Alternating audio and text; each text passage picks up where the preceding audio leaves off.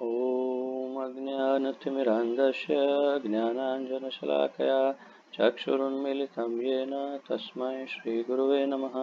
श्रीचैतन्यमनोभीष्टं स्थापितं येन भूतले स्वयं रूपकदा मह्यं ददाति स्वपदान्तिकं।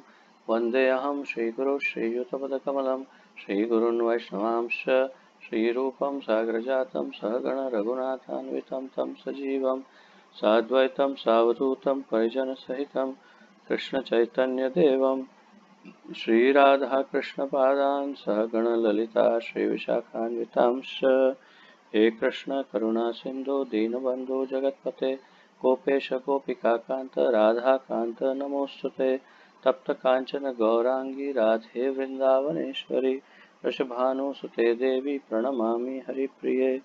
वाञ्छाकल्पतरुभ्यश्च कृपासिन्धुभ्य एव च पतितानां पावनेभ्यो वैष्णवेभ्यो नमो नमः। अनन्तकोटिवैष्णववृन्द की जय। नमः ओं विष्णुपादाय कृष्णप्रेष्ठाय भूतले श्रीमते जयपताका स्वामिन् इति नामिने। नमो आचार्यपादाय निताय कृपाप्रदायने गौरकथाधामदाय नगरग्रामतारिणे। नमः ओं विष्णुपादाय कृष्णप्रेष्ठाय भूतले श्रीमते भक्तिवेदांत स्वामिन् इति नामिने। नमस्ते सारस्वते देवे गौरवाणी प्रचारिणे निर्विशेष शून्यवादी पाश्चात्य देशतारिणे। जय श्री कृष्ण चैतन्य प्रभु नित्यानंद श्री अद्वैत गदाधर श्रीवासादि गौर भक्तवृंद। हरे कृष्ण कृष्ण कृष्ण हरे हरे हरे राम राम राम हरे हरे। हरे कृष्ण कृष्ण कृष्ण हरे हरे हरे राम राम राम हरे हरे। हरे कृष्ण कृष्ण कृष्ण हरे हरे हरे राम राम राम हरे हरे। आप सबका स्वागत है श्री उपदेशामृत के इस कार्यक्रम में। और हम श्री उपदेशामृत में क्रमशः 7वें श्लोक तक पहुंच गए हैं और आज से हम 7वें श्लोक का अध्ययन प्रारंभ करेंगे। तो जैसे कि आप जानते हैं, हर बार हम पहले श्लोक का उच्चारण करते हैं और उसके पश्चात हम अनुवाद एवं तात्पर्य श्रील प्रभुपाद जी द्वारा जो है उसका अध्ययन करते हैं। तो आइए शुरुआत करते हैं तात्पर्य क्षमा कीजिए, श्लोक के गायन से, उसके उच्चारण से। आज का श्लोक थोड़ा सा कठिन लग सकता है, संस्कृत इतना आसान नहीं है, परंतु इसका अर्थ बहुत आनंदमय है, बहुत ही रोचक है और बहुत सरल है इसका अर्थ। जबकि इसकी रचना संस्कृत बहुत अटपटा है, तो इतना आसानी से जिह्वा पर शायद नहीं चढ़े, परंतु प्रयास करिएगा। मैं भी प्रयास ही करने वाला हूँ, क्योंकि ये मुझे भी कंठस्थ नहीं है ये श्लोक, तो काफ़ी समय लग सकता है। हम 2, 4, 5, 6 बार उसको उच्चारण करेंगे और फिर आगे बढ़ेंगे। तो आइए शुरुआत करते हैं। श्री उपदेशामृत श्रील रूप गोस्वामी प्रभुपाद द्वारा विरचित और तात्पर्य और अनुवाद हमारे अभय चरणारविंद भक्तिवेदांत स्वामी श्रील प्रभुपाद जी द्वारा दिया गया है। श्लोक संख्या 7। स्यात् कृष्ण नाम चरणी चरितादि सिताप्य विद्या पित्तोपतप्त रसनस्य न रोचिकानो किन्त्वादराद नुदिनं खलु सैव जुष्टा स्वाद्विक्रमाद् भवति तद्गद मूलहंत्री। इसको आप नीचे जैसे देख सकते हैं, एक एक शब्द का अर्थ दिया है, तो अगर संभव हो तो अलग से भी थोड़ा सा उसे कोई शब्द संधि विग्रह करके भी बोल सकते हैं। स्यात् कृष्ण नाम चरितादि सिताप्य विद्या पित्तोपतप्तरसनस्य न रोचिकानो किन्त्वादरादनुदिनं खलु सैव जुष्टा स्वाद्विक्रमाद् भवति तत्कदमूलहन्त्री। थोड़ा स्लोली प्रयास करता हूँ। स्यात् कृष्ण नाम चरितादिसिताप्यविद्या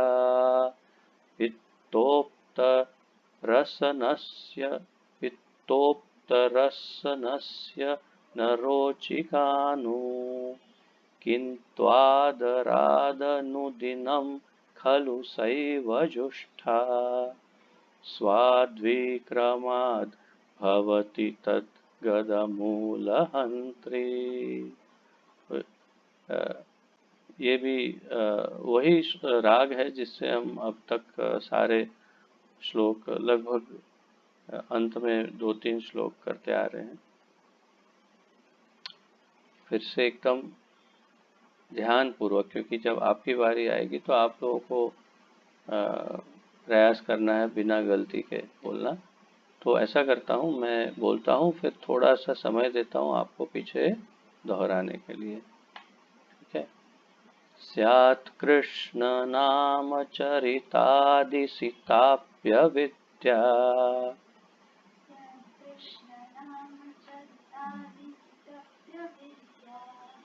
पित्तोप्त,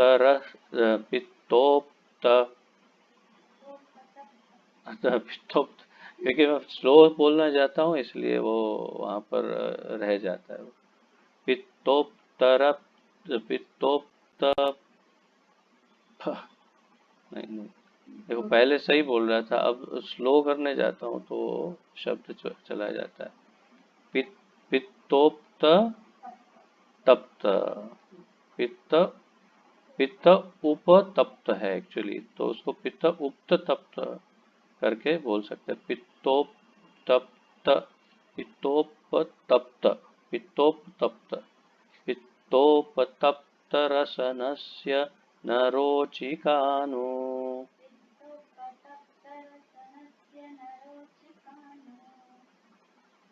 किन्त्वादरादनुदिनं खलु सैव जुष्टा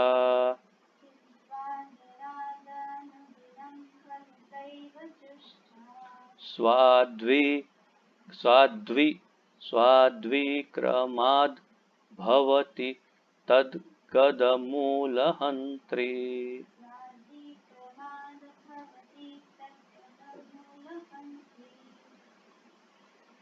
और एक बार।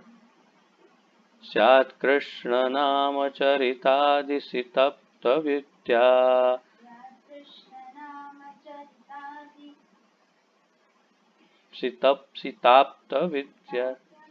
सिताप्यविद्या पित्तोक्तरसनस्य न रोचिकानो पित्तोपतप्तरसनस्य न रोचिकानो किन्त्वादरादनुदिनं खलु सैव जुष्टा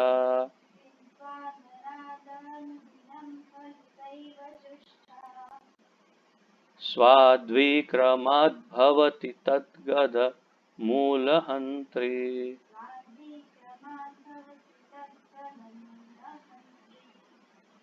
ठीक है, एक और बार बोलते हैं फिर आगे बढ़ेंगे। स्यात् कृष्ण नाम चरितादिसिताप्यविद्या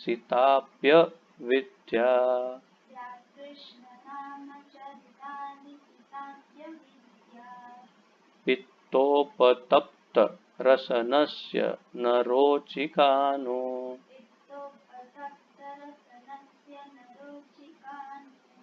किन्त्वादरादनुदिनं खलु सैव जुष्टा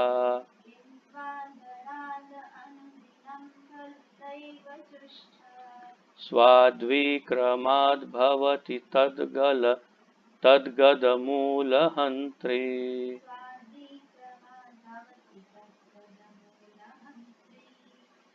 ठीक है, अब बोलिए।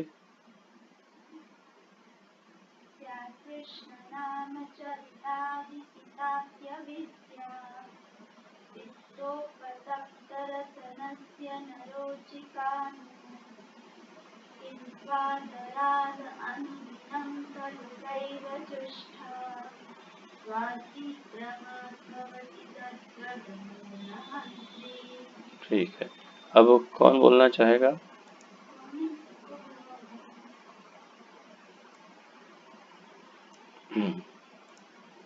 हाँ, गिरधारी। हरे कृष्ण प्रभु। स्वात कृष्ण नाम चरिता चरितादिशिताब्दि अविद्या प्रीतो शिताप्य। रसनस्य न रचितानु पीतो उतप्त रसनस्य न रचितानु किन्तु आदरात् अनुदिनं खलु स एव जुषा स्वाप्ति क्रमात् भवति तद्गत मूलहन्ति। ठीक है, ठीक है, अच्छा है। Gaurang, you have to unmute.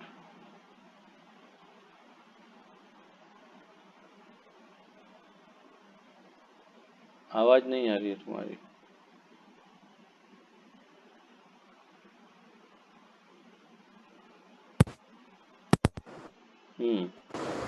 ठीक है, बोलो। फिर बंद हो गई आवाज।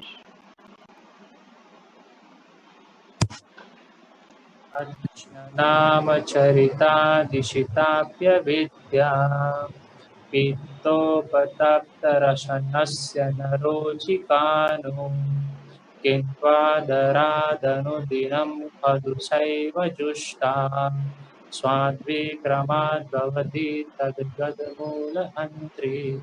ठीक है, नेक्स्ट। अभी कौन बोल रहा है?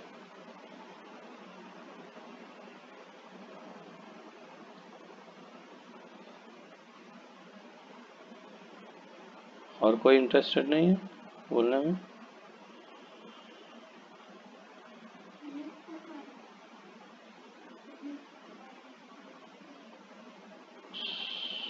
हाँ, बोलिए।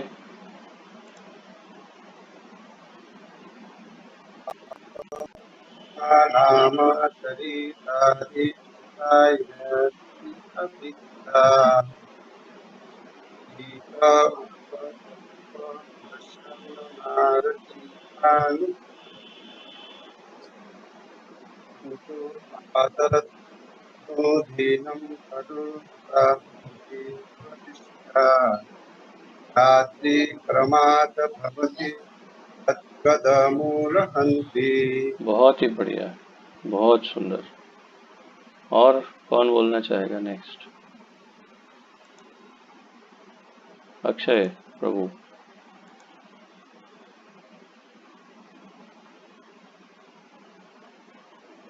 वहां से अनम्यूट करिए और बोलिए। बोलिए।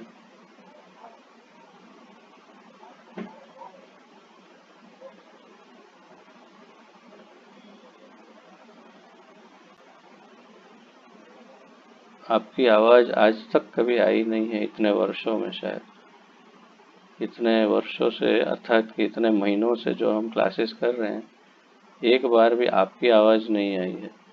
तो हम ऐसा एज्यूम करते हैं, अर्थात कि हम ऐसा ये कल्पना करते हैं कि आप बोल रहे हैं और हम सुन रहे हैं, क्योंकि आपकी आवाज कभी आती नहीं है। ठीक है, नेक्स्ट कौन बोलना चाहेगा? पायल। पायल के पास है बुक?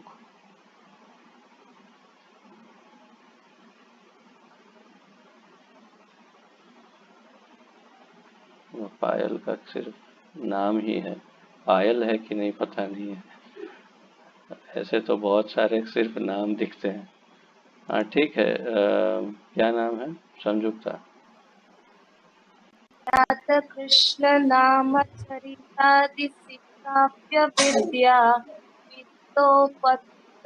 रसनस्य न रोचिकानु किन्त्वाद्वरादनुदीनं खलु सैव जुष्टा स्वादिक्रमाद् भवति तद्गतुं मूलहन्त्री। हाँ, स्वाद्वी द्वी, ठीक है, बहुत अच्छा, वेरी गुड।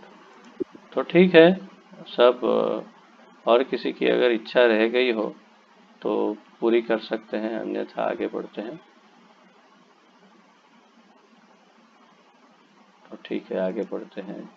इसके अनुवाद को, एक एक शब्द के अनुवाद को देखते हैं और आगे बढ़ते हैं। तो यहाँ पर मेरे उच्चारण में भी गलती हो रही थी। पित्तोपतप्त है, तो उसको जब फास्ट बोलता हूँ तो शायद उसमें गलती लग सकती है। तो इसीलिए जब उसको स्लोली बोलते हैं तो एक एक शब्द को अलग करके बोलना उचित है। पित्त उपतप्त, उपतप्त, हाँ, तो पित्तोपतप्त। और अनेक जगहों पे ऐसा है जहाँ पर थोड़ा सावधानी नहीं रखेंगे तो बोलने में गलती हो सकती है। सीताप्य विद्या, तो सीताप्त विद्या हो सकता है जल्दी जल्दी में, तो सीताप्य विद्या, इस प्रकार। तो देखते हैं एक एक शब्द का अर्थ। जब इसका अर्थ जानेंगे आप तो आपको बहुत आनंद आएगा और सरल लगेगा। स्यात् है, कृष्ण भाव, कृष्ण भगवान कृष्ण का नाम, पवित्र नाम, चरित आदि, चरित्र, लीलाएं इत्यादि, सीता मिश्री, सीता का अर्थ है मिश्री, शक्कर, जो हम शक्कर बोलते हैं, चीनी, वास्तव में मिश्री, जो हम दाऊ जी से यहाँ पर ब्रज में प्राप्त करते हैं, वो मिश्री। तो अपि, यदि अपि, अविद्या अज्ञान का, पित्त से, उपतप्त पीड़ित, रसनस्य जीभ की, न नहीं, रोचिका स्वादिष्ट, नु, आह कितना विचित्र है यह, किंतु लेकिन, आदरात सावधानी पूर्वक, अनुदिनम प्रत्येक दिन या अहर्निश, खलु स्वभावतः, सा वह, पवित्र नाम रूपी मिश्री, एव निश्चय ही, जुष्टा ग्रहण की गई या उच्चारित, क्षमा कीजिए, स्वाद्वी स्वादिष्ट, क्रमात् क्रमशः, भवती हो जाती है, तद्गद उस रोग की, मूल जड़, अंतरी नष्ट करने वाली। अनुवाद श्रील प्रभुपाद जी द्वारा। कृष्ण का पवित्र नाम, चरित्र, लीलाएं तथा कार्यकाल सभी मिश्री के समान आध्यात्मिक रूप से मधुर हैं। कृष्ण का पवित्र नाम, उनका चरित्र, लीलाएं तथा कार्यकाल या कार्यकलाप, उनके विशेष विविध कार्य सभी मिश्री के समान आध्यात्मिक रूप से मधुर हैं। यद्यपि अविद्या रूपी पीलिया रोग से ग्रस्त रोगी की जीभ किसी भी मीठी वस्तु का स्वाद नहीं ले सकती, लेकिन यह आश्चर्य की बात है कि इन मधुर नामों का नित्य सावधानी पूर्वक कीर्तन करने से उनकी जीभ में प्राकृतिक स्वाद जागृत हो उठता है और उसका रोग धीरे धीरे समूल नष्ट हो जाता है। तो इस उदाहरण को हम इतने वर्षों में कई बार अलग अलग ढंग से सुन चुके हैं। कई लेक्चरों में, कई वक्ताओं के द्वारा आपने ये उदाहरण सुना होगा कि जब पीलिया हो जाए तो उसे मिश्री देनी चाहिए। मिश्री देते हैं तो उसको कड़वी लगती है, लेकिन वही कड़वी मिश्री ग्रहण करते करते धीरे धीरे धीरे धीरे उसको अत्यंत मीठी लगने लगती है और उसका पीलिया का रोग चला जाता है। तो वास्तव में यहाँ पीलिया के रोग के निदान के बारे में, उपचार के बारे में यहाँ वर्णन है। पीलिया का रोग मूल पित्त से होता है। ये क्या कहते हैं यहाँ पर, उत्तप्त। तो जो पीड़ित है, उपतप्त किससे? पित्त, पित्त से। तो पित्त उपतप्त, तो जो पित्त के रोग से पीड़ित है, अर्थात पित्त पित्त ऐसी वस्तु है जैसे हर एक मनुष्य के शरीर में 3 मुख्य भाग होते हैं। आयुर्वेद के दृष्टिकोण से एक मनुष्य के शरीर के अंदर उसकी रचना में 3 मुख्य घटक होते हैं, उसी से उसकी पूरी शरीर की रचना होती है, और वो है वात, पित्त और कफ। वात, पित्त और कफ, ये 3 से ही पूरे शरीर की रचना होती है। इसमें यदि बैलेंस, उसका संतुलन यदि खराब हो जाए तो रोग उत्पन्न होता है, ऐसा आयुर्वेद कहता है। और जब उन तीनों त्रिदोष कहते हैं, तो इन तीनों दोषों को जब बैलेंस कर देते हैं तो शरीर स्वस्थ हो जाता है। तो कभी वात बढ़ गया, वायु, वात अर्थात वायु, गैस, विविध प्रकार के शरीर में कहते हैं 200 प्रकार के अलग अलग गैस होते हैं शरीर में, ऐसा क्या कहा जाता है। फिर कभी कफ बढ़ गया और कभी पित्त बढ़ गया, कभी कफ और पित्त दोनों बढ़ गए, कभी वात और पित्त बढ़ गए, इस प्रकार। तो अलग अलग इम्बैलेंस से, अलग अलग संतुलन के खोने से अलग अलग प्रकार के रोग उत्पन्न होते हैं। वास्तव में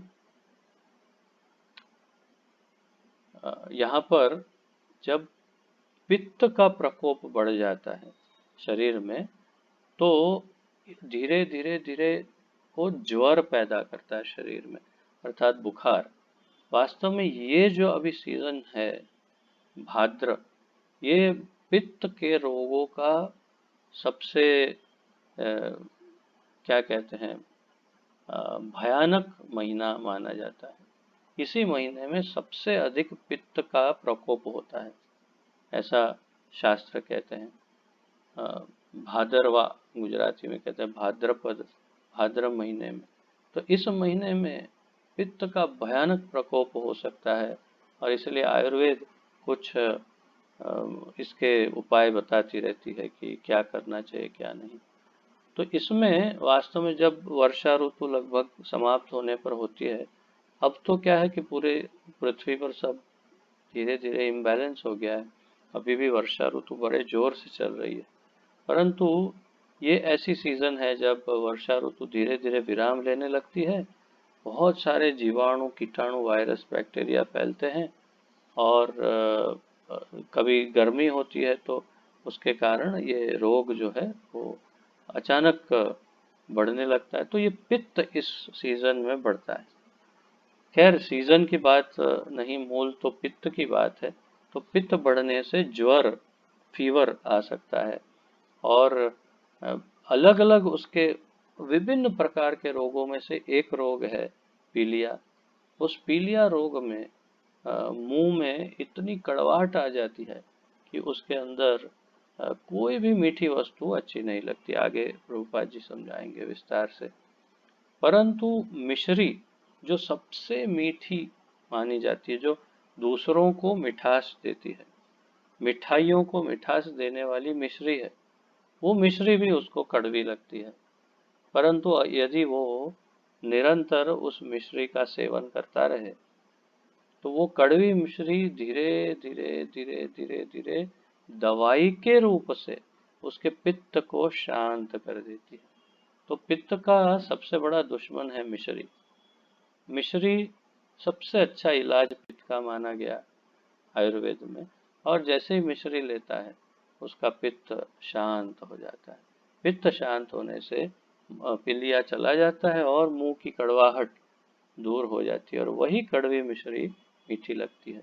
इसी का उदाहरण हमारे भव रोग से इस पूरे तात्पर्य में प्रभुपाद जी दे रहे हैं। परंतु संक्षिप्त में, जब हमें आध्यात्म में कोई रुचि ना हो, भगवान में कोई रुचि ना हो, तो ये भव रोग है, ये पीलिया जैसा रोग है। और उसकी दवाई मिश्री जो है वो है भगवान का नाम। और भगवान के नाम को जब हम लेते रहते हैं तो धीरे धीरे धीरे मिश्री की तरह वो इस भव रोग को दूर करके हमें भगवत प्रेम की ओर ले जाता है। और फिर हमें जो अच्छा नहीं लगता अध्यात्म, वो अच्छा लगने लगता है। तो यही इसका सार है। परंतु आइए प्रभुपाद जी के शब्दों में विस्तार से देखते हैं।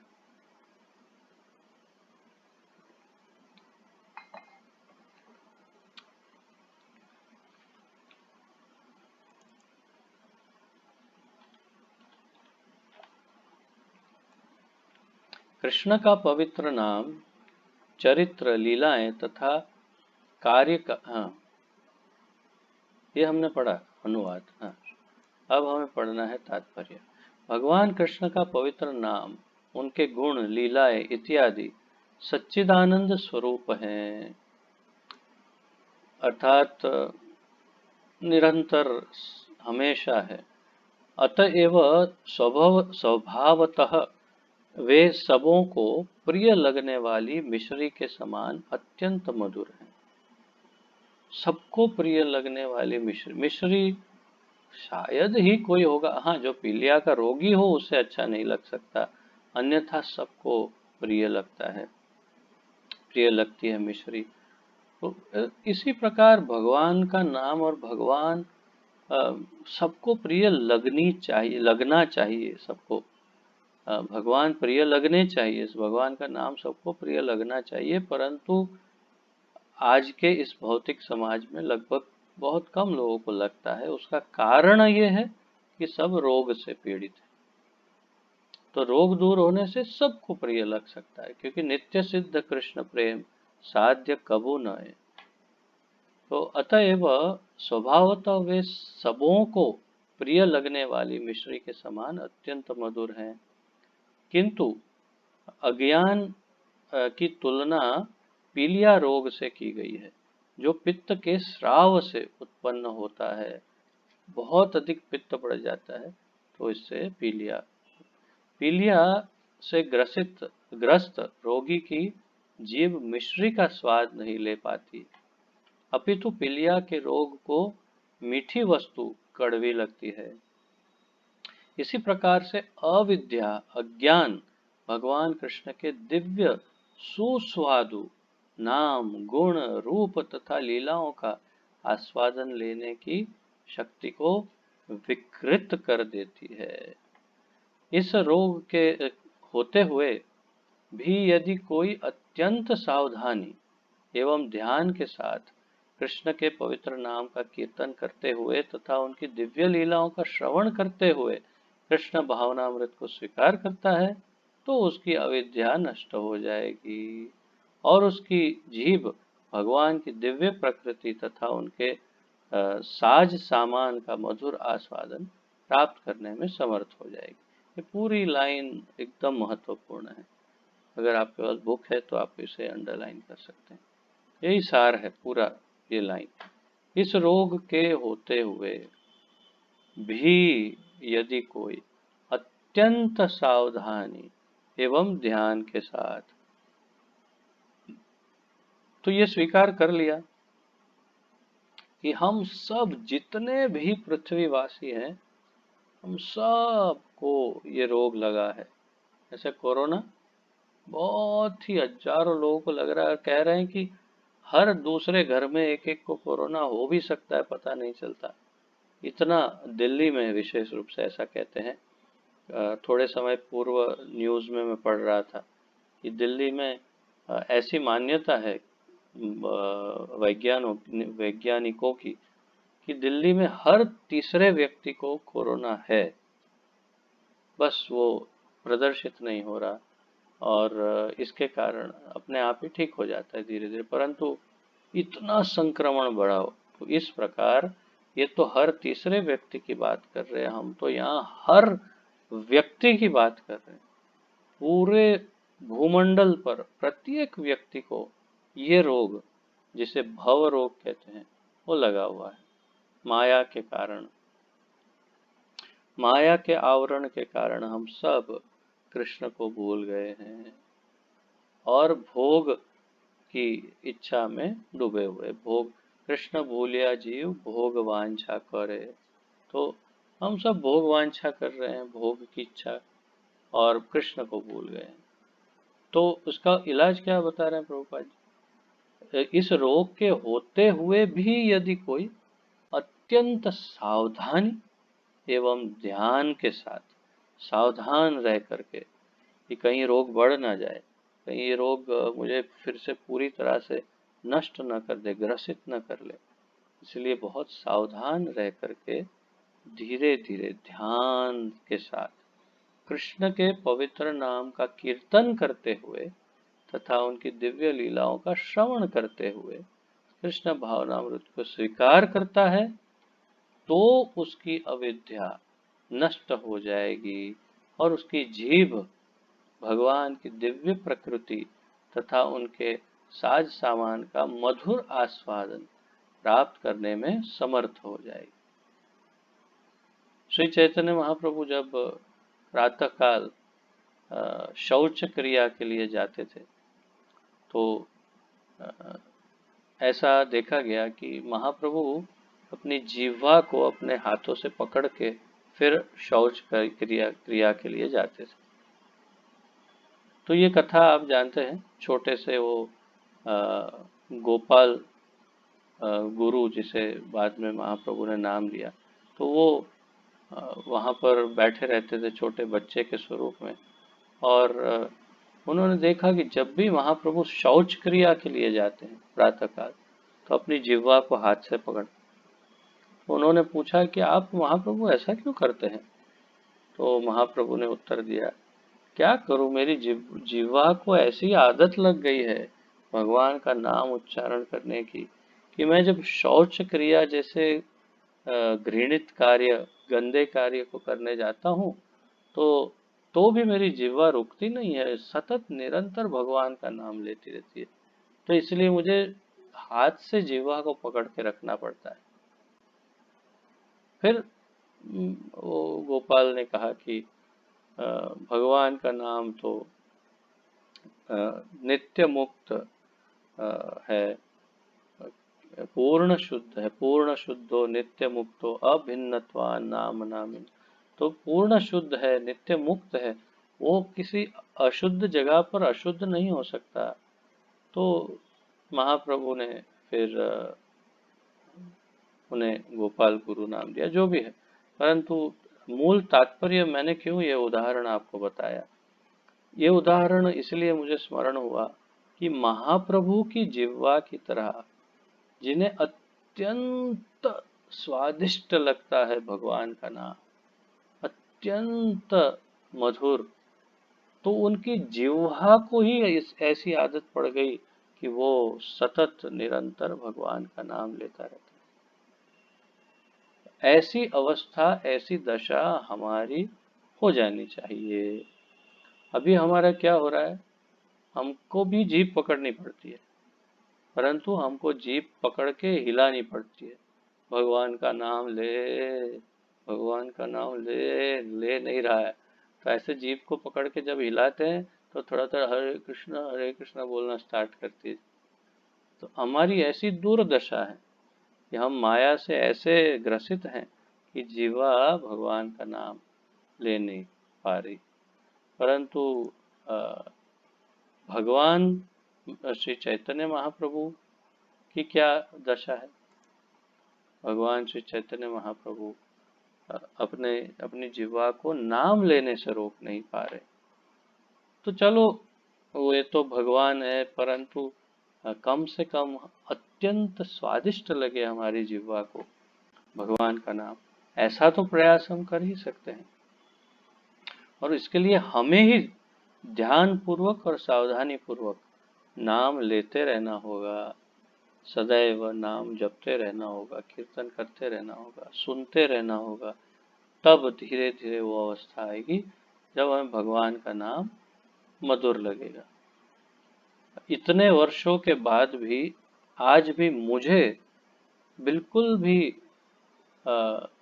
सुस्वादु नहीं लगता भगवान का नाम। पता नहीं, न जाने और कितने वर्ष लगेंगे जब भगवान का नाम मधुर लगेगा। केवल मैं कल्पना ही करता हूँ। तो मैं इसलिए आपको ये उदाहरण दे रहा हूँ मेरा, ताकि आपको ये ना लगे कि अरे हमें क्यों नहीं मधुर, अरे मुझे मधुर नहीं लगता, इतने वर्ष बीत गए तब जपते जपते, लेकिन अभी भी मधुर नहीं लगता। तो ये इसीलिए नहीं लगता क्योंकि ये 15-20 वर्ष की क्या तुलना उन करोड़ों वर्ष की के साथ, जहां हम पिछले लाखों करोड़ों वर्षों से कितने जन्म जन्मांतर से इस भव रोग से पीड़ित हैं, कितने शरीर बदल दिए, हर शरीर में इसी कली और माया के प्रभाव में, कली तो खैर जो भी हो, कली हो ना हो, माया का प्रभाव तो रहा, और माया के प्रभाव में सदैव एक पर एक हमारे हृदय पर धूल के क्या बोलते हैं स्तर, एक एक स्टेप, ये परत जमती रही, और धीरे धीरे धीरे धीरे हम भगवान को अधिक से अधिक से अधिक से अधिक भूलते रहे, और इसीलिए आज हमें भगवान का नाम मीठा नहीं लगता है। इतना भवरोग ग्रसित कर गया है, इतना रोग है हमें कि भगवान का नाम अच्छा नहीं लगता। परंतु एक ही उपाय है, नहीं अच्छा लगता तो भी लेना ही पड़ेगा, क्योंकि और कोई उपाय है ही नहीं। नातः परतर उपाय सर्व वेदेषु दृश्यते। ब्रह्मा जी कहते हैं कोई और उपाय नहीं है, केवल यही हरे कृष्ण महामंत्र ही जपना पड़ेगा। कली संसरण उपनिषद में बताते हैं। तो हरे कृष्ण महामंत्र जपिए, कीर्तन करिए, और धीरे धीरे धीरे कभी न कभी मीठा लगने लग सकता है, अगर हमारे आचार्य कह रहे हैं तो।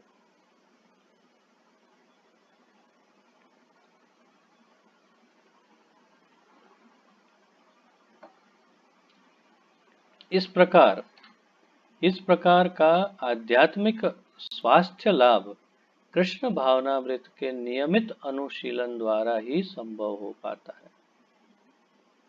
इस प्रकार का आध्यात्मिक स्वास्थ्य लाभ, प्रभुपाद जी ने कितना सोच समझ करके एक एक शब्दों का प्रयोग किया हुआ है। ये केवल तभी हम इस बात का एहसास कर सकते हैं जब बहुत ही ध्यान पूर्वक इसका स्टडी करते हैं। मैं जब पढ़ता हूँ तब भी मैं इतना गहराई में नहीं जा पाता हूँ जितना डिस्कशन के टाइम होता है। तो जैसे अभी क्लास में डिस्कस कर रहे हैं, तो मैं भी उसकी गहराई को अब देख पा रहा हूँ। पढ़ते समय, अकेले पढ़ते समय समझ नहीं आता। तो देखिए, आध्यात्मिक स्वास्थ्य लाभ, स्वास्थ्य लाभ एक वस्तु है, आध्यात्मिक स्वास्थ्य लाभ दूसरी वस्तु है। तो हमारी आध्यात्मिक चेतना स्वस्थ हो, हमारी आध्यात्मिक उन्नति स्वस्थ हो और सुदृढ़ हो, बढ़े, उसके लिए कृष्ण भावनामृत के नियमित अनुशीलन द्वारा ही संभव हो पाता है। तो कृष्ण भावनामृत के जो नियम हैं, 4 नियम का पालन, 16 माला कम से कम जप, कीर्तन, भगवान की सेवा, प्रचार, पुस्तक वितरण आदि, तो ये सब जब हम पूरा एक साथ अच्छी तरह से करेंगे तो ये बहुत जल्दी से संभव हो पाएगा। इस भौतिक जगत में जब कोई कृष्ण भावनामृत की अपेक्षा भौतिक जीवन शैली में अधिक रुचि लेता है तो वह रुग्ण अवस्था में है, ऐसा समझा जाता है। यही बात है, यदि उसे आध्यात्म में इतना इंटरेस्ट ना हो और उसे यदि भौतिक जीवन शैली में अधिक इंटरेस्ट हो तो समझना चाहिए कि ये भव रोग से पीड़ित है। सहज अवस्था तो भगवान का सनातन दास बने रहना है। सहज अवस्था हमारी स्वाभाविक अवस्था, मूल अवस्था, जीवेर स्वरूप है कृष्णेर नित्यदास, वही हमारी मूल अवस्था है कि अ, भगवान का सनातन दास बने रहना। यह स्वस्थ अवस्था तब चली जाती है जब जीव कृष्ण की माया शक्ति के बाह्य गुणों से आकर्षित होकर कृष्ण को भूल जाता है। बाह्य कृष्ण की बाह्य माया शक्ति, उसके बाह्य गुणों से आकर्षित होकर हम कृष्ण को भूल जाते हैं। अब कई बार ऐसा विचार आता है कि ये सब क्या, ये भगवान को माया का की रचना करने की आवश्यकता क्या थी। तो ये उनका खेल है, ये उनके आनंद का विषय है, परंतु जो भी हो, हम क्यों उसकी उनकी बाह्य शक्ति से आकर्षित हुए, ये प्रश्न है। बहुत सारे ऐसे जीव हैं जो उनकी बाह्य माया शक्ति से आकर्षित नहीं हैं, जो उनके नित्य सिद्ध पार्षद हैं, जो सदैव भगवान की लीलाओं में उनके साथ रहते हैं, जो भगवान के धाम में उनके साथ रहते हैं। जहाँ जहाँ भगवान अवतरण करते हैं, जिस लोक में, जिस ब्रह्मांड में, सब जगह उनके साथ नित्य जाते हैं। जितने वैकुंठ जगत हैं सभी में कई करोड़ अरब, पता नहीं कितने लोग, कितने जीव उनके साथ उनकी सेवा में रहते हैं। उन सबको किसी को भी माया ने आकर्षित नहीं किया। बस हम पृथ्वी पर अभी जो मुट्ठी भर जीव हैं, क्यों हमको ही माया ने अपने जाल में दबोच लिया। तो अर्थ इसका विपरीत हुआ कि वास्तव में हम माया से आकर्षित हो गए, माया ने हमें कुछ नहीं किया। और वही बात यहाँ पर कर रहे हैं कि यह स्वस्थ अवस्था तब चली जाती है जब जीव कृष्ण की माया शक्ति के बाह्य गुणों से आकर्षित होकर कृष्ण को भूल जाता है। तो कभी दोषारोपण नहीं करना भगवान पर कि तुमने क्यों ऐसा किया, तुमने क्यों माया की रचना की, क्यों हम पर माया की असर होने दी, क्यों। उस पे दोषारोपण हम नहीं कर सकते, क्योंकि प्रमाण है। क्या प्रमाण है? करोड़ों करोड़ों जीव ऐसे हैं जो माया से प्रभावित न होकर भगवान के नित्य पार्षद हैं, सब उनकी सेवा में। और हम वो महामूर्ख कैटेगरी में आते हैं। आगे भी मूर्खों की चर्चा करेंगे प्रभुपाद जी। तो हम वही मूर्खों की, उसी मूर्ख की लाइन में हैं कि हम भगवान की माया शक्ति से आकर्षित हो गए, बाह्य शक्ति से आकर्षित हुए, अंतरंगा शक्ति से आकर्षित नहीं हुए। अगर हम श्रीमती राधा रानी से आकर्षित होते, अर्थात अंतरंगा शक्ति से, तो हम भगवान के साथ ही होते और हमें कभी कोई तकलीफ नहीं होती। परंतु हम माया से आकर्षित हुए तो यहाँ पर गिरे हैं और तकलीफ भोग रहे हैं।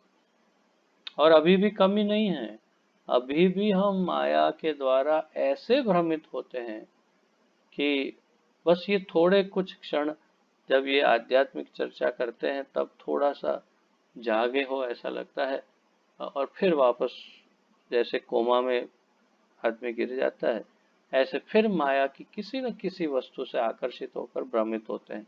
नहीं, यही सत्य है, यही सत्य है, यही सत्य है। कृष्ण कल्पना है, बस यही हमारा मन बताते रहता। तो तात्पर्य यह है कि इसका इलाज, ये रोग है और इस रोग का इलाज कृष्ण के नाम की मीठी मिश्री है। बस लेते जाओ कृष्ण नाम की मीठी मिश्री और रोग दूर हो सकता है।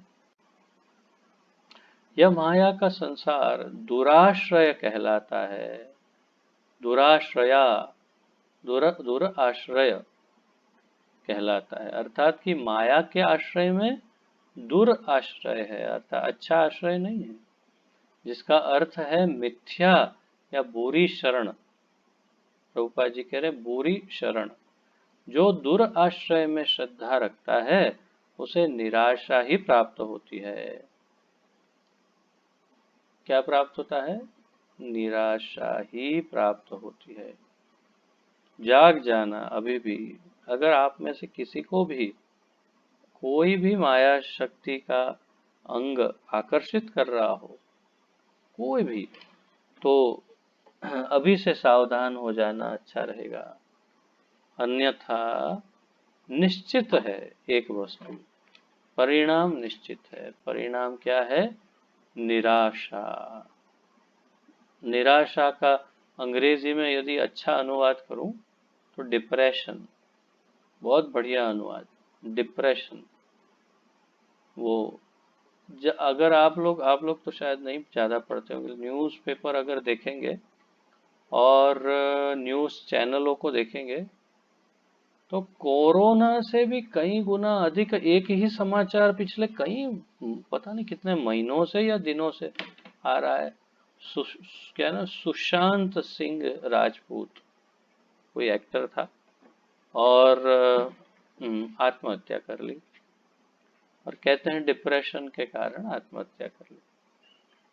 तो जहां दिमाग खराब हो जाता है, सब जगह एक ही न्यूज, एक ही न्यूज, सुशांत सिंह राजपूत का ये हुआ, ये इतने महीनों के बाद। परंतु मूल कारण क्या था? डिप्रेशन के कारण उसने, जबकि वो अत्यंत सफल अभिनेता था, उसके बावजूद भी उसको आत्महत्या करने पर माया देवी ने मजबूर किया। इस बात को, इस पहलू को कोई भी नहीं देख सकता है, क्योंकि कोई भी आध्यात्मवादी नहीं है, ये सबके सब रोगी ही हैं। एक रोगी दूसरे रोगी का क्या निदान करेगा? और यही ये लोग प्रयास कर रहे हैं। सारे रोगी, भव रोगी, उस रोग से पीड़ित ने जिसने आत्महत्या कर ली उसका निदान करने का अब मरने के बाद प्रयास कर रहे हैं, परंतु नहीं जानते कि ये सब के सब उसी के पीछे लाइन में ही है। कभी भव रोग थोड़ा ज्यादा बढ़ जाएगा तो उनको भी आत्महत्या करनी पड़ सकती है, क्योंकि ये माया की जाल है।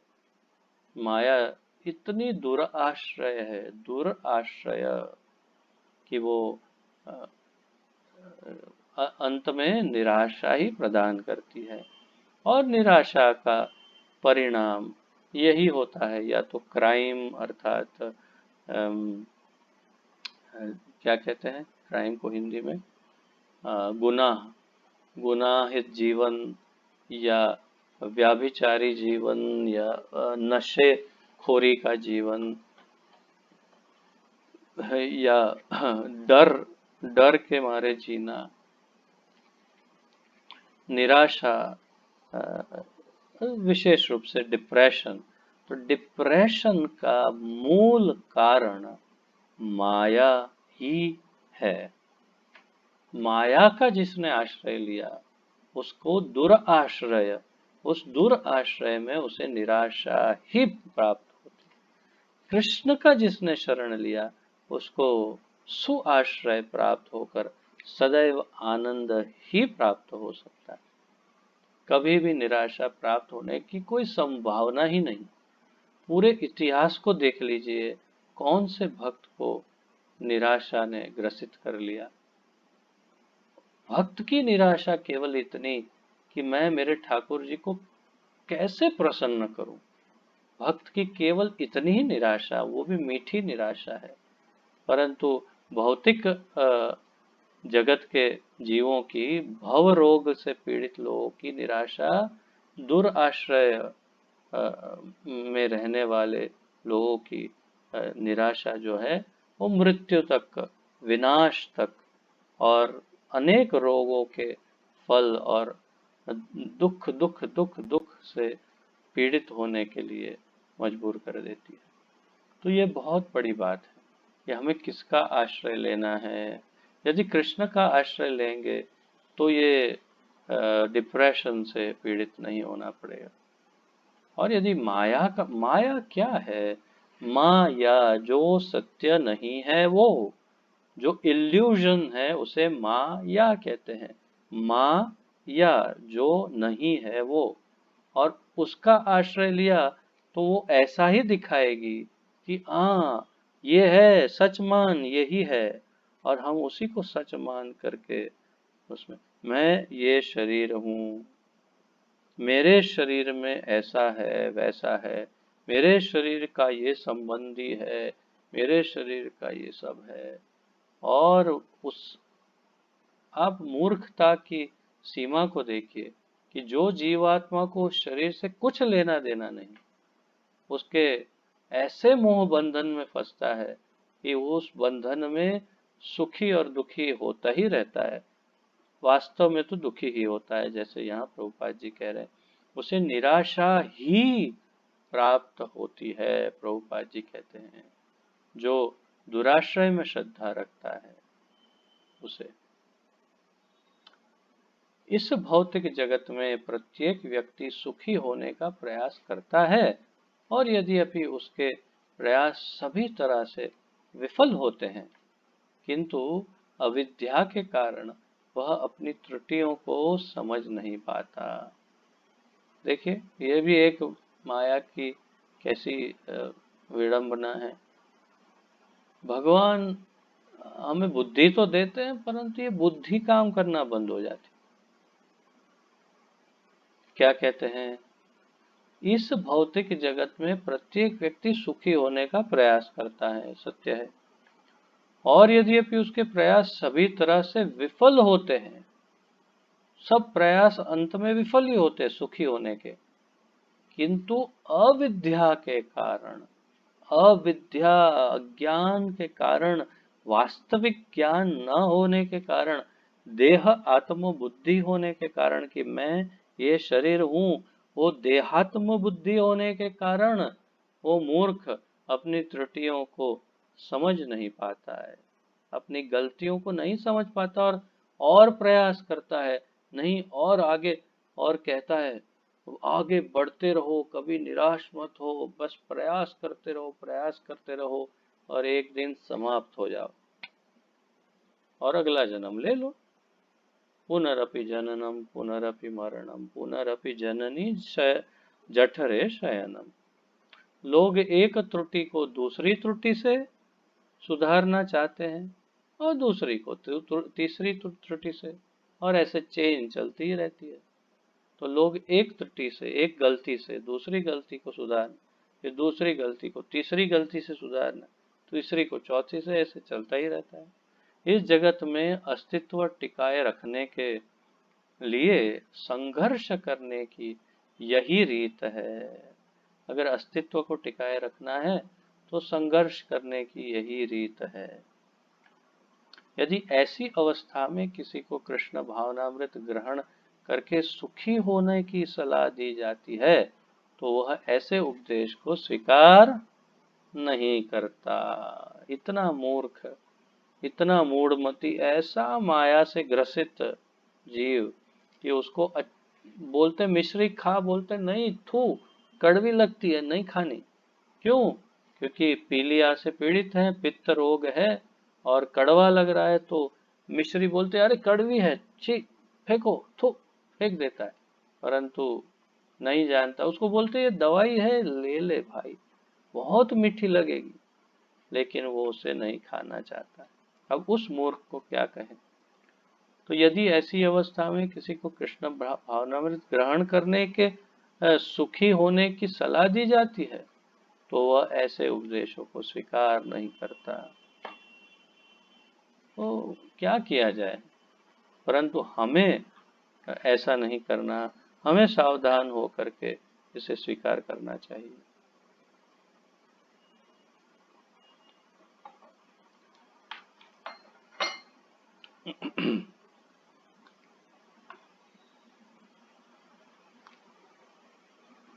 यह कृष्ण भावनामृत आंदोलन सारे विश्व में इसी निपट अज्ञान को दूर करने के लिए प्रसारित किया जा रहा है। इस निपट अज्ञान को प्रभुपाद कहते हैं कि इसी अज्ञानता को दूर करने के लिए ही हम ये मेहनत कर रहे हैं। सामान्य जनता अंधे नेताओं द्वारा गुमराह की जाती है। मैं सोच रहा था कि ये सारे जो हम वीडियो ये आपको लेक्चर देता हूँ, उसके बाद ये रिकॉर्डिंग यूट्यूब में अपलोड करता हूँ, तो कुछ कुछ वीडियो को अच्छे व्यू मिलते हैं, मतलब विश्व में लोग देखते हैं, और कुछ कुछ को कम लोग देखते हैं। जैसे कि कल का विषय सब मेरे मत अनुसार बहुत ही महत्वपूर्ण विषय था। कल हम वैष्णव अपराध की चर्चा कर रहे थे, और आज उसका टाइटल भी मैंने डाला वैष्णव अपराध, और फिर ये वीडियो अपलोड किया, और सुबह ही सुबह अपलोड कर दिया कि भाई पूरे दिन में लोगों को समय मिले, कोई देखे। तो कभी कभी तो 50, 100, 150, 200 ऐसे व्यू मिल जाते हैं कभी कभी। अभी काफी समय से तो नहीं मिल रहे हमारे वीडियो को, क्योंकि लोग अभी धीरे धीरे भाव रोग के कारण देखना बंद कर दिए होंगे।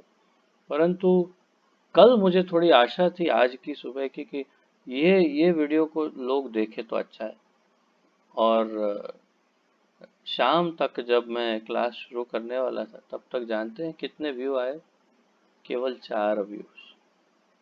आश्चर्यचकित हो गया मैंने बोला कि अरे, जिसको मैं इतना महत्व समझ रहा हूँ उसको 4 ही व्यू मिले हैं, अर्थात कि लोगों को इंटरेस्ट ही नहीं रहा। तो तात्पर्य ये है। अच्छा, दूसरा मैं ये कहना चाहता था कि जब YouTube पे जाएंगे तो बिल्कुल संपूर्ण रूप से असत्य पर आधारित हजारों वीडियो बने हुए हैं, संपूर्ण रूप से असत्य पर आधारित, अर्थात कि झूठ ही बोलते हैं वो लोग और झूठे वीडियो बनाते हैं। किसी एक विषय को लेकर के उसकी झूठी मनगढ़ंत बात को प्रस्तुत करते हैं अपने वीडियो द्वारा, सिर्फ इसलिए ताकि उनको व्यू मिले, लाइक मिले, इस तरह। और हम देखते हैं कि लाखों की तादाद में, लाखों में उनको व्यू मिलते हैं, और हम आश्चर्यचकित होते हैं। जैसे हमारे गुरु महाराज का वीडियो भी यूट्यूब पे अपलोड होता है, तो कुछ 100 से अधिक व्यू मिलते ही नहीं कभी, 500, 600, 700 व्यूज ऐसे ही। और हमारे जितने इस्कॉन के भक्त हैं बहुत कम हैं, 2-4 हैं जिनको हजारों में व्यू मिलते हैं। परंतु अन्यथा आध्यात्मिक जितने लेक्चर हैं, आध्यात्मिक वीडियोस हैं, उनको कुछ या तो 100 से भी कम या कुछ 100 व्यूज प्राप्त होते हैं। और जो फालतू, बिल्कुल फालतू के सब्जेक्ट पर झूठ जो बोलते हैं, ऐसे वीडियोस को लाखों में व्यू मिल रहे हैं। तो ये तो प्रमाण है, प्रत्यक्ष प्रमाण कि कैसा भयानक भव रोग लोगों को ग्रसित किया है कि आध्यात्म में इंटरेस्ट नहीं है, परंतु हम प्रयास कर रहे हैं। प्रभुपाद जी कहते हैं कि यह कृष्ण भावनामृत आंदोलन सारे विश्व में इसी निपट अज्ञान को दूर करने के लिए प्रसारित किया जा रहा है। सामान्य जनता अंधे नेताओं द्वारा गुमराह की जाती है। तो नेता, अंधे नेता, और वो भी गुमराह करते हैं। अभी इसमें हम ज्यादा अधिक नहीं जाते अंदर। मानव समाज के नेता, चाहे वह राजनीतिज्ञ हो, दार्शनिक हो या विज्ञानी, अंधे क्योंकि अंधे हैं क्योंकि वे कृष्ण भावना भावित नहीं हैं। भगवत गीता के मत अनुसार चूंकि वे नास्तिक जीवन शैली के कारण समस्त वास्तविक ज्ञान से वंचित रहते हैं, अतएव वे वास्तविक धूर्त और मनुष्य में अधम है। तो भगवत गीता के अनुसार जो लोग माया के आवरण के कारण भगवान को भूल करके माया के विविध प्रकार के चंगुल में फंसे हुए हैं, वो सब, उनके बारे में बहुत सुंदर भगवान ने उनको उपमा दी है। उपमा अर्थात उपाधि, अर्थात उनको नाम दिए हैं बढ़िया से। तो भगवान भगवद गीता में कहते हैं, न माम दुष्कृतिनो मूढ़ा प्रपद्यन्ते नराधमाः मायया अपहृत ज्ञाना आसुरं भावमाश्रिता। न माम दुष्कृतिनो मूढ़ा, मेरे पास कौन नहीं आता? दुष्कृतिनो, जो बुरे कर्म कर रहे हैं, दुष्कृति। मूढ़ा, मूर्ख हैं। प्रपद्यन्ते नराधमाः, नराधम है, नरों में अधम है। मायया अपहृत ज्ञाना, जिनका माया ने ज्ञान हर लिया है, खींच के ले गई माया। आसुरम भावम आश्रिता, आसुरी भाव के जो आश्रित रहते हैं, ऐसे लोग वो मेरे पास नहीं आते। न माम प्रपद्यन्ते, कौन? मेरे पास नहीं आते।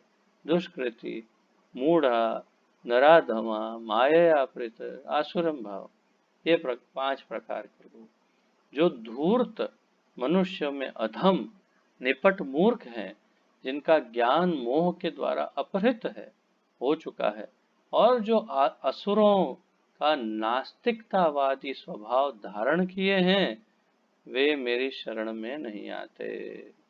7.15 भगवत गीता। तो पहले तो हमें अपने आप को बचाना है इनमें से एक होने में, नहीं होना इनमें से एक, और दूसरे जो हैं उनको भी बाहर निकाल के भगवान की शरण में ले जाना है।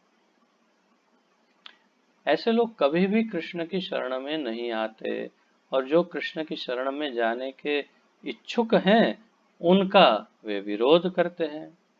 जब ऐसे नास्तिक लोग समाज के नायक बन जाते हैं तो सारा वातावरण अविद्या से भर जाता है।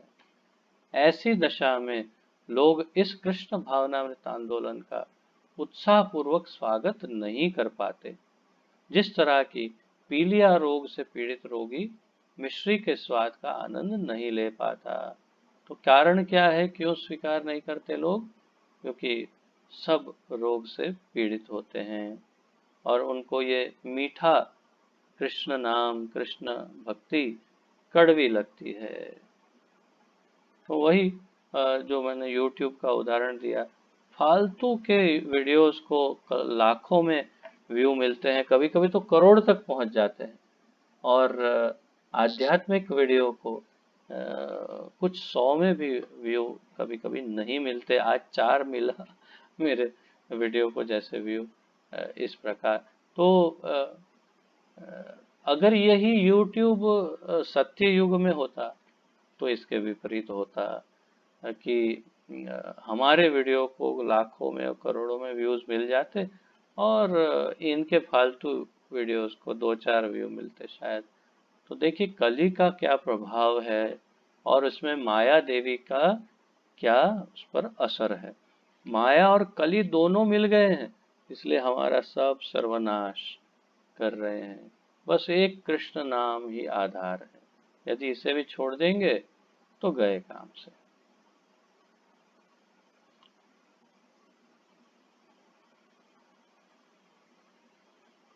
किंतु मनुष्य को यह जान लेना चाहिए कि मिश्री ही पीलिया की एकमात्र विशिष्ट औषधि है।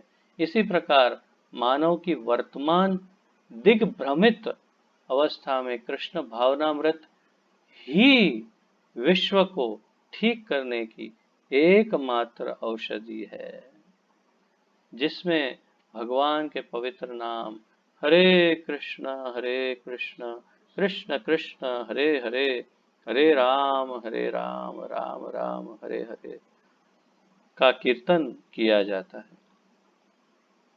यद्यपि कृष्ण भावनामृत ऋग्ण व्यक्ति के लिए अत्यंत रोचक नहीं लगता, फिर भी श्रील रूप गोस्वामी की सलाह है कि यदि कोई भव रोग से अच्छा होना चाहता है तो उसे इस कृष्ण भावनामृत को बड़ी ही सावधानी तथा ध्यान पूर्वक ग्रहण करना होगा। मनुष्य के रोग का उपचार हरे कृष्ण महामंत्र के कीर्तन से प्रारंभ होता है, क्योंकि भगवान के इस पवित्र नाम के कीर्तन से भौतिक दशा में मनुष्य सारी भ्रांत धारणाओं से मुक्त हो जाएगा। चेतो दर्पण मार्जनम। अविद्या जो मनुष्य की आध्यात्मिक पहचान की भ्रांत धारणा है, अहंकार को जन्म देती। अविद्या अहंकार को जन्म देती है, प्रभुपाद जी कह रहे हैं। तो आगे और भी है, लगभग 1.5-2 पन्ना पेजिस जितना है, जिसे हम कल पूर्ण करेंगे। आज यहीं पर विराम लेते हैं, और किसी का कोई प्रश्न आदि हो तो आपका स्वागत है पूछने के लिए, अन्यथा फिर कल इसकी चर्चा जारी रखेंगे। कोई प्रश्न आदि है किसी का?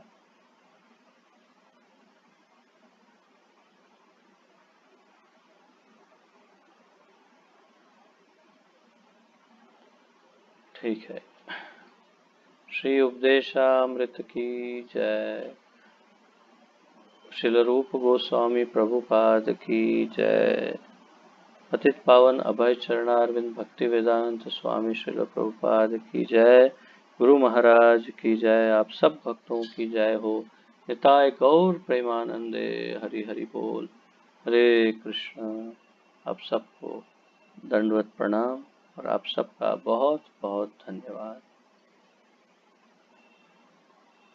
कल श्री राधाष्टमी का महापर्व होने के कारण कल हम विराम लेंगे, और कल शाम को उसी समय गुरु महाराज का लाइव लेक्चर रहेगा, तो आप सब उसका आस्वादन करिएगा।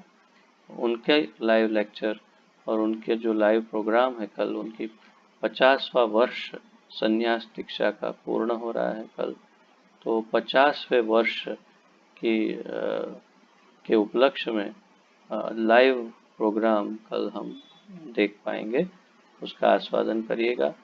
परसों फिर हम अपना क्लास पुनः आगे बढ़ाएंगे। तब तक आप सबको श्री राधाष्टमी महामहोत्सव की बहुत बहुत बहुत बहुत बधाई हो। कल दोपहर तक उपवास करना है और फिर बहुत आनंद प्राप्त करिए। राधा रानी को प्रार्थना करिएगा हमारी आध्यात्मिक उन्नति के लिए। सबका धन्यवाद। हरे कृष्ण।